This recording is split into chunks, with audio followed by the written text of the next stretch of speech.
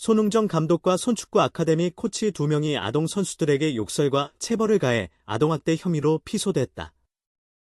이제 손흥정 감독에 대한 고소와 관련된 논란에 대해서는 여전히 엇갈린 의견이 많은데요.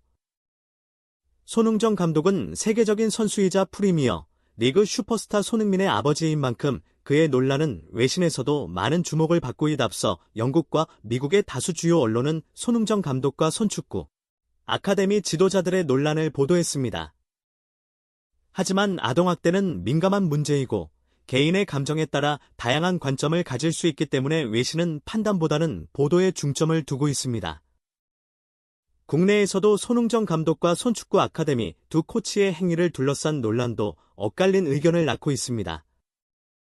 우선 손축구 아카데미에서 훈련하는 자녀를 둔 학부모들은 손흥정 감독이 체벌을 한 적이 없다고 단언했습니다. 학부모들은 4일 입장문을 내고 함께 일본 오키나와 전지 훈련에 동행한 일부 부모들도 아이들도 체벌이 있었다는 그날의 분위기에 대해서는 무언가 분위기를 바꿀 터닝 포인트는 필요했다고 입을 모으고 있습니다. 학부모들은 이날 일어난 일에 대해 실 선수의 가족을 제외하고는 모두 아무렇지 않게 지나갔고 심지어 아이들이 최근 아카데미 분위기가 이렇게 변한 이유가 무엇인지 궁금해했다고 전했습니다.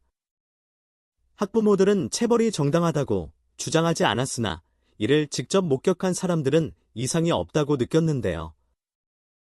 결국 A군 부모가 손흥정 감독 집에 사과하러 갔습니다. 손흥정 감독의 한마디에 학부모 폭풍 오열. 손흥민 선수의 아버지이자 춘천에서 손축구 아카데미를 운영하는 손흥정 감독과 코치진들이 아동학대 혐의로 피소된 가운데 피해 아동 쪽이 비금 수억 원을 요구했다는 주장이 제기됐습니다. 하지만 피해 아동 쪽은 2차 가해하며 반발하고 나섰습니다. 온라인 매체의 디스패치가 지난달 28일 손흥정 감독 측과 피해 아동 부친이 합의금을 놓고 대화하는 녹취록에서 최소 5억 원의 합의금을 요구했다고 보도했습니다.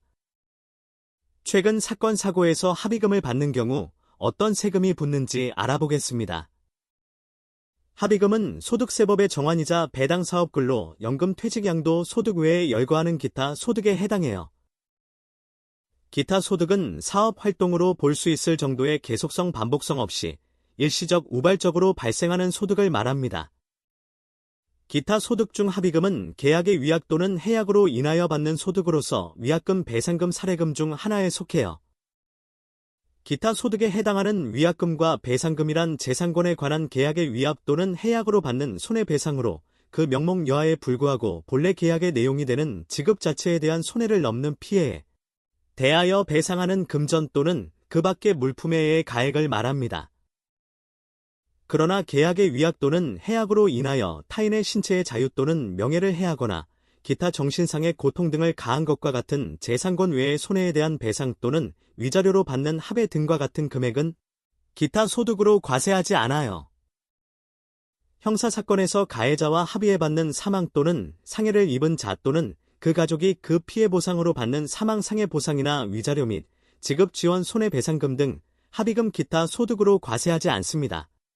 법원의 조정에 따라 지급받는 금액은 구체적인 지급 사회에 따라 근로 기타 소득 등으로 구분해 그중 정신적부는 신분상의 명예훼손 등에 대한 보상으로 지급하는 금액이며 과세에서 제외하지.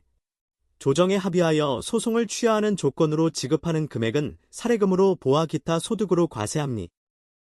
다 임대용 건물을 경락에 의하여 취득한 법인이 해당 건물의 기존 세입자들 해당 물을 문제없이 넘겨받기 위하여 지급 의무가 없는 합의금을 지급하는 경우에 세입자들이 지급받는 건물명도 합의금은 기타 소득으로 과세에 기타 소득으로 과세하는 합의금을 지급하는 자는 실제로 합의금을 지급하는 때 지방세 포함 22% 기타 소득세로 원천 징수하고 관할 세무서에 신고 납부해야 합니다.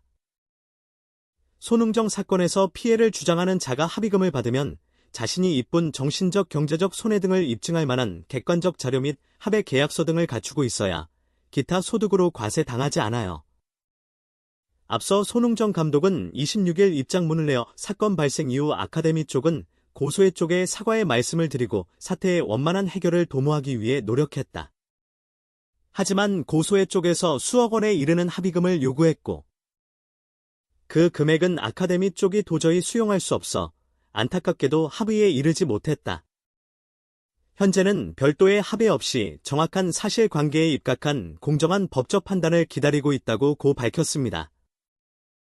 손 감독은 또 당시 있었던 일과 이후 경위는 직접 경험한 사람들의 기억과 말이 일치하지 않고 있는 상황이다. 수사 결과 및 그에 대한 법적인 판단도 이루어지지 않았다. 이럴 때 만일 어느 일방의 주장이 여과 없이 노출되거나 언론을 통해 상반된 보도가 이뤄지며 아카데미에서 구슬땀을 흘리고 있는 아이들과 그 가족 아카데미 구성원에게도 피해가 발생한다고 주장했습니다. 손 감독이 입장문을 내자 피해 아동 쪽도 반박하고 나섰습니다. 피해 아동 쪽은 가해자 쪽은 본인들 입장에서만 최선을 다해야 하고 본인들의 잘못은 없는데 거액의 합의금을 요구하는 사람으로 피해자 쪽을 모함하고 있다.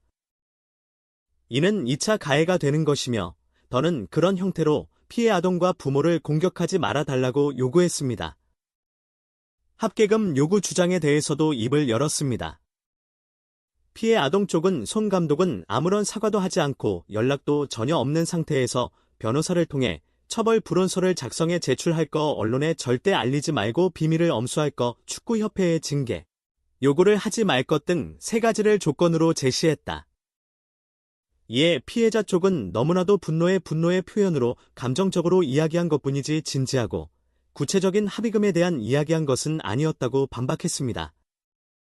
이어 그럼에도 피해자 쪽에서 나온 말이라는 이유만으로 거액의 합의금을 뜯어내려는 사람처럼 피해자 쪽을 모험하고 자신의 행동들을 합리화하는 가해자 쪽 입장에 피피자 쪽은 또 한 번 분노를 느낀다. 오히려 가해자 쪽은 김연장 운운하면서 피해자 쪽을 압박하기도 했다고 주장했습니다. 법무법인 중심의 류재을 변호사는 손 감독은 국민 여러분께 사과한다는 취지로 입장을 밝혔지만 사과는 피해 아동에게 먼저 해야 하는 것이다. 손 감독은 무엇보다 인성을 강조하고 자신의 저서에서 문 동계에서 폭력은 끊어야 할 답습이 하고 본인 스스로 이야기한 바 있는데 피해 아동이 그런 손 감독의 글을 읽는다면 이를 어떻게 설명해야 할지 피해 아동의 부모는 참담할 뿐이라고 말했습니다. 한편 손 감독과 코치진은 최근 소속 유소년 선수에 대한 욕설과 체벌 등 아동학대 혐의로 고소당했습니다.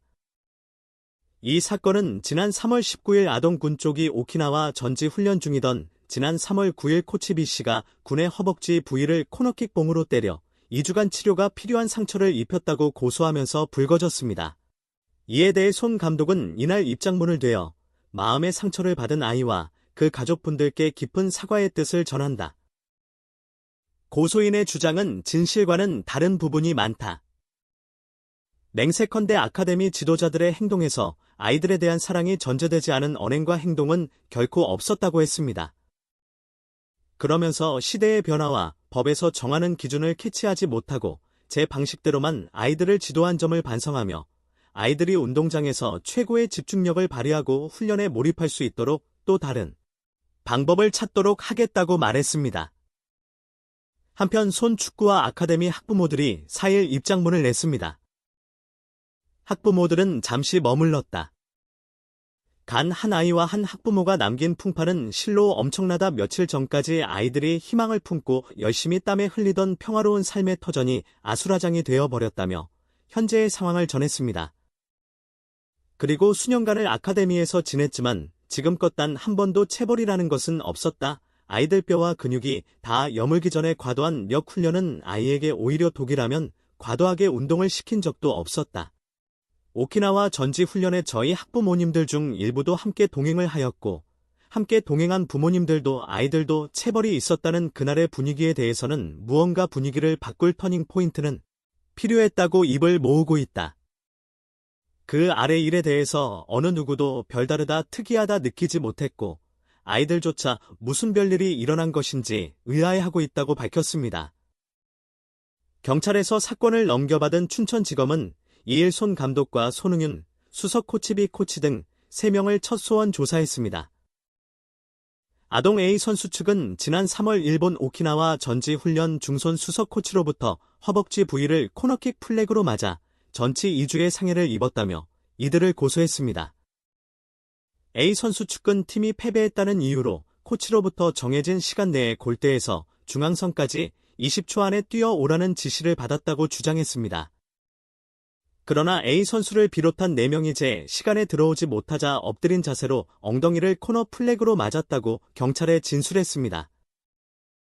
오늘 영상은 여기까지입니다. 저희 뉴스를 들어주셔서 감사합니다. 좋아요를 누르고 동영상을 팔로우하고 공유하기를 바랍니다. 가장 핫한 소식을 전해드릴 수 있도록 더 열심히 하겠습니다. 다음 영상에서 만나요.